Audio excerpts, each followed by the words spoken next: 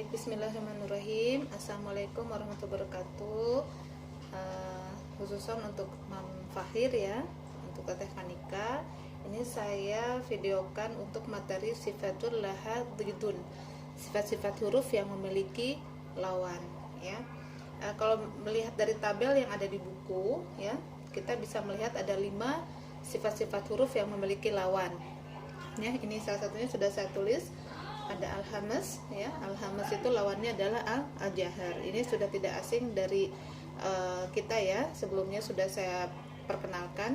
Ada sifat al-hamz atau al-jahar, yaitu dimana al-hamz itu adalah keluarnya udara ya, atau mengalirnya udara, atau ada angin ketika kita mengucapkan huruf-huruf al-hamz. Nah, al-jahar itu kebalikannya ya, tidak mengeluarkannya angin, tidak boleh mengalirnya udara ketika menyebutkan huruf-huruf al-jahar ya. Yang harus kita hafalkan adalah apa saja huruf al-hamz ya, atau al-hamz, karena ini yang paling sedikit. Oke. Jadi huruf al-hamz itu tergabung dalam kalimat fahathahu syakhsun sakat ya. Fahathahu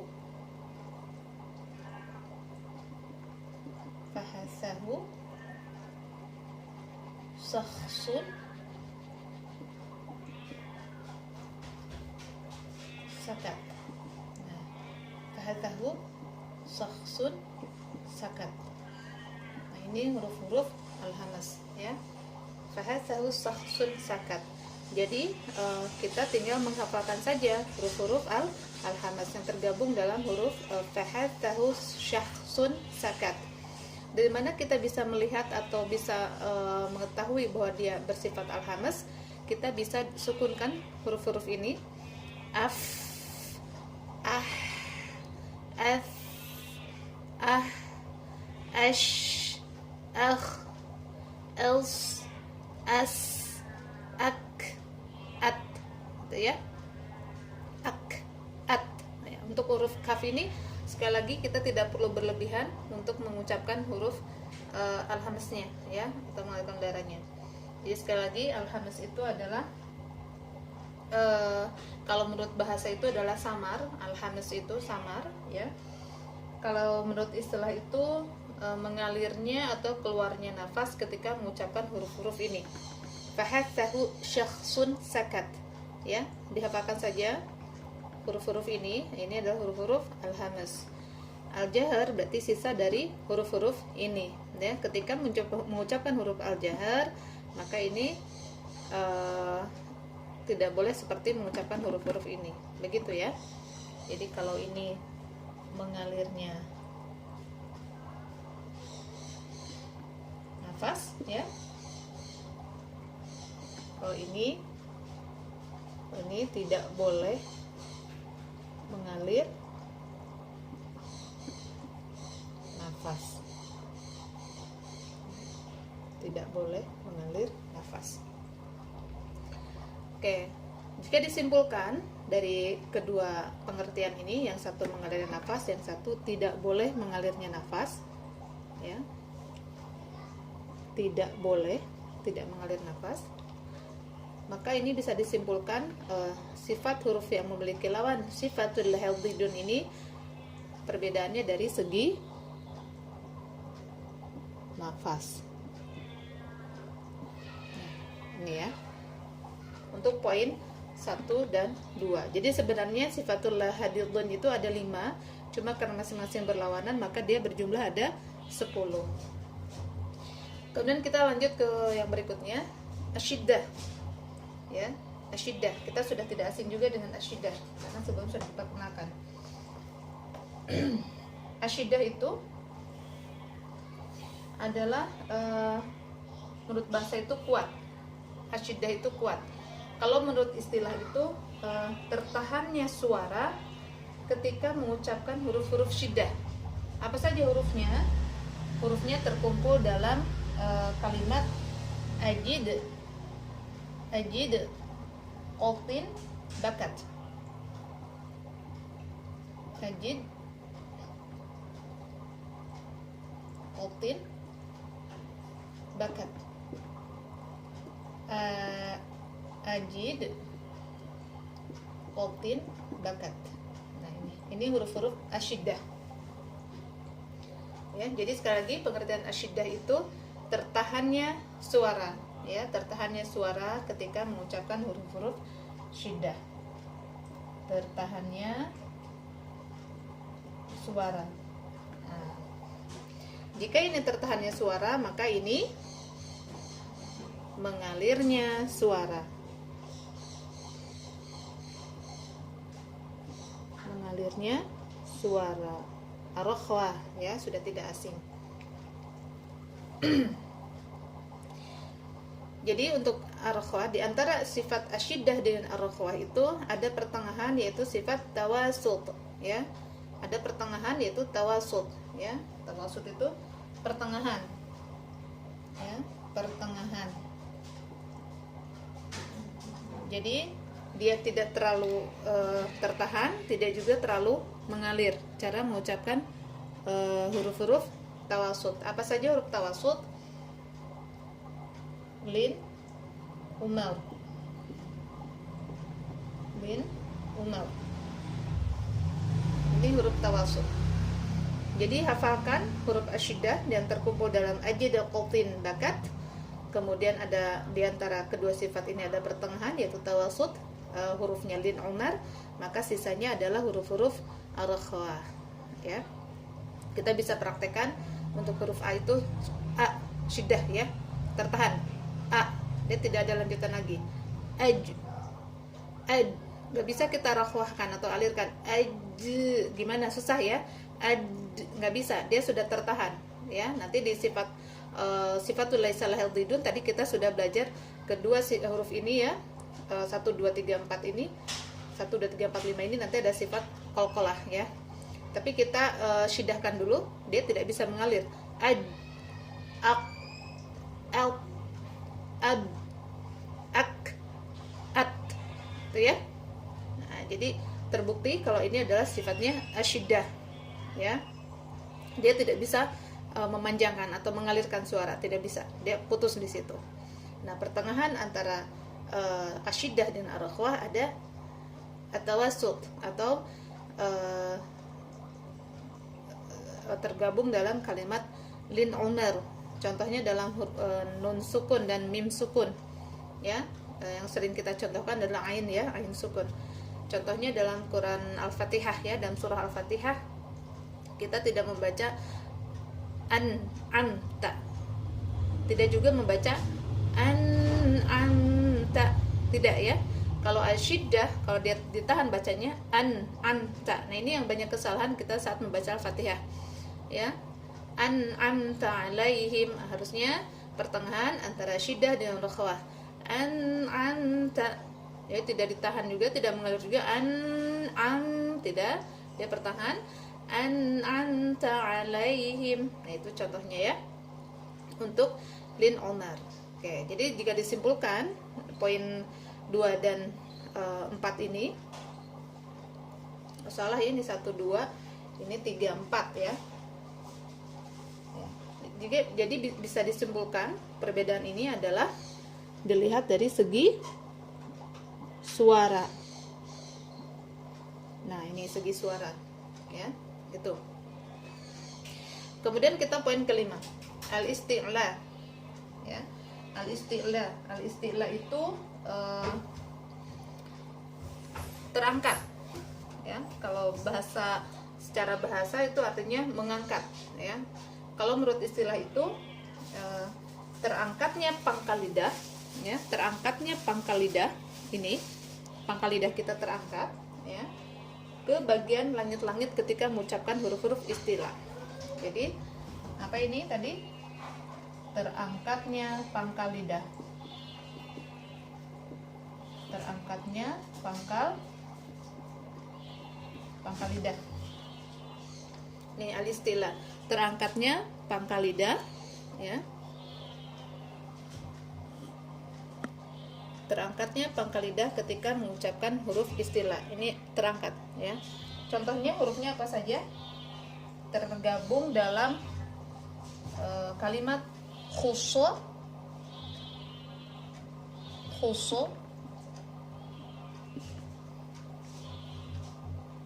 Doltin,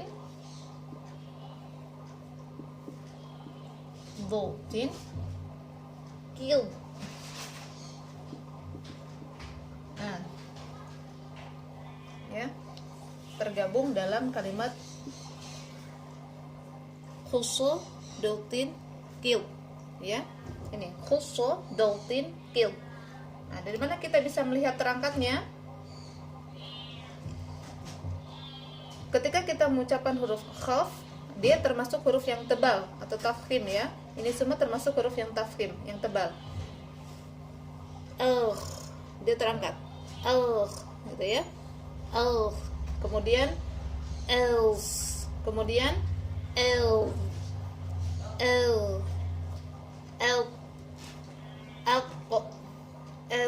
nah itu ya, terangkatnya pangkal lidah ke langit-langit atas. Nah, sisa dari huruf-huruf ini maka dia adalah huruf-huruf al-istifal, ya.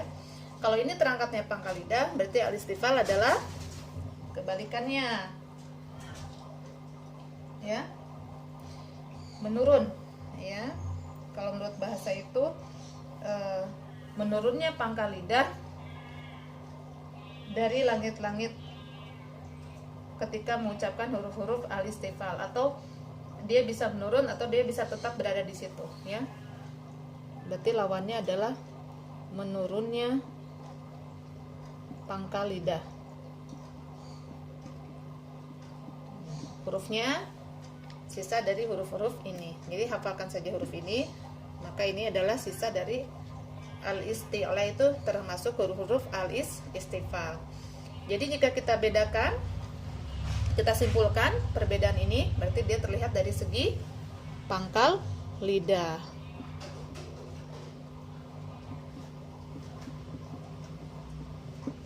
Nah, ini ya. Oke. Dari segi pangkal lidah. Sekarang berikutnya al-itbaq. Poin 5, al-itbaq. Terlihat? Coba ya. Saya turunkan lagi. Ya. Nah, sekarang al-itbaq. Al-itbaq ini kalau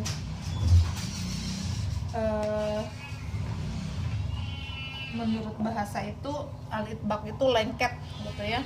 Al-itbaq itu lengket. Sedangkan menurut istilah itu adalah menempelnya lidah dengan langit-langit ketika mengucapkan huruf-huruf al-itbaq ini. Huruf al-itbaq itu hanya 4, ya. So, do, po, bo. Nah, keempat huruf ini saja al-itbaq itu, ya. Nah, apa bedanya dengan al-isti'la? Kalau al-isti'la dia cukup hanya terangkat pangkal lidahnya saja, dia tidak lengket. Contohnya di huruf go, ya. Dia tidak nah, bacanya tidak begitu, ya. Tidak harus lengket. Tidak aku. Dia biasa dia naik pangkal lidah tetapi dia tidak lengket. Berbeda dengan so, else. Dia harus itbaq, harus lengket. Else, nah itu ya perbedaan al-istilah dengan al-itbaq. Jadi apa tadi? Al-itbaq itu menempelnya lidah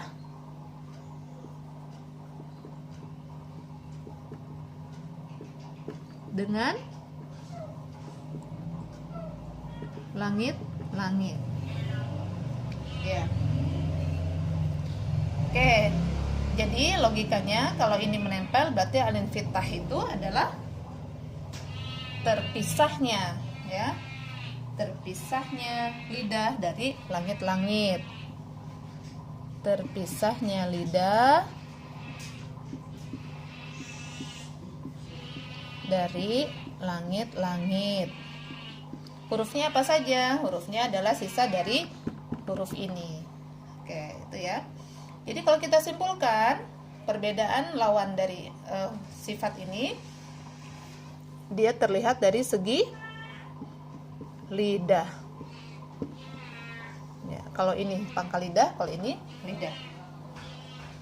Segi lidah dengan langit-langit. Kalau ini segi pangkal lidah dengan langit-langit. Terakhir, al-idlaq dengan al-ismat. Secara bahasa al-idlaq itu adalah lancip. Al-idlaq itu lancip. Sedangkan menurut istilah al-idlaq itu mengeluarkan huruf dengan mudah karena posisi makhrajnya itu di ujung lidah. Ya, mengeluarkan huruf dengan mudah karena posisi makhrajnya di ujung lidah. Jadi mengeluarkan makhraj dengan mudah.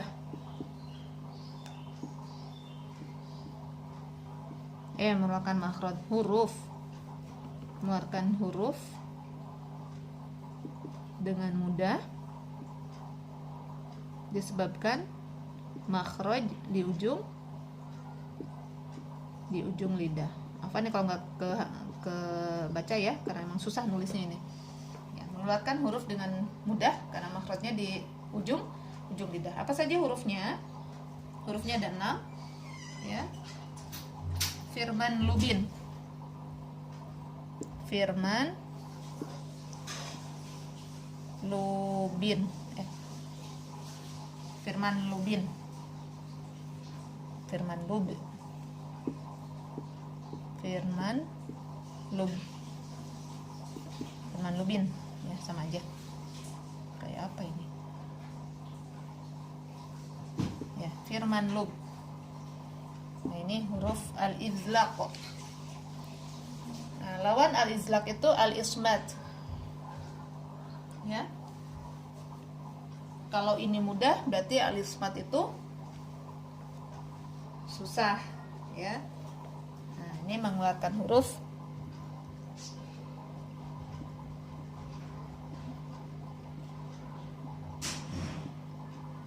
dengan susah atau karena tertahannya gitu ya. Nah, bisa kita contohkan ya untuk mengucapkan huruf fa, ra, mim, nun, lam dan ba itu gampang ya, karena dia posisinya di ujung lidah. Af ini di maksudnya di bibir ya, tapi dia dekat-dekat ke ujung lidah gitu ya. Ro juga sama. Coba bedakan kita ketika mengeluarkan huruf dari al-haqu. Aha tuh banyak yang nggak bisa tuh ngucapin a gitu ya. Ha. Terus qaf sama kaf itu banyak yang keliru. Di tengah juga ja sama sya itu banyak yang susah ya. Dha juga kan. Kalau ini kan cenderung gampang ya. Fa, ra, mim, nun, lam, ba. Itu cenderung lebih mudah ketika mengucapkan huruf-huruf ini. Sisa dari huruf ini berarti dia termasuk kategori al-ismat atau huruf yang susah untuk dikeluarkan karena makhrajnya berada di dalam gitu ya, ada di rongga mulut, rongga tenggorokan, al-khayshum gitu ya. Nah, itu kalau di asyafatain sama alisan bagian ujung tuh cenderung lebih mudah. Ya, begitu. Jadi kalau disimpulkan kedua sifat ini terlihat lawannya dari segi mudah tidaknya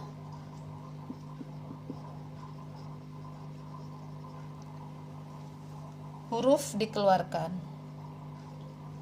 Huruf dikeluarkan. Oke. Udah kelihatan ya? Oke, saya turunkan lagi. Nah, ini yang tadi yang saya rekam ya, Ibu-ibu ya. Nah, ini. Jadi sekali lagi kalau al-idlaq itu pengertiannya mengeluarkan huruf dengan mudah karena makhrajnya di ujung lidah. Hurufnya ada firman lubin ya, atau firman lub atau sama aja. Maka lawannya adalah al-ismat, mengeluarkan huruf dengan susah. Jika disimpulkan, maka dia adalah terlihat dari segi mudah tidaknya huruf dikeluarkan. Jadi itu ya penjelasan sifatul laha didun ya. Ke 5 poin ini ya bisa dilihat dari perbedaannya dari segi nafas, segi suara, segi pangkal lidah, segi mudah tidaknya huruf dikeluarkan, segi pangkal lidah ke langit-langit, segi lidah ke langit-langit. Ya, silakan mungkin bisa jadi referensi untuk dipelajari lagi video ini. Terima kasih. Wassalamualaikum warahmatullahi wabarakatuh.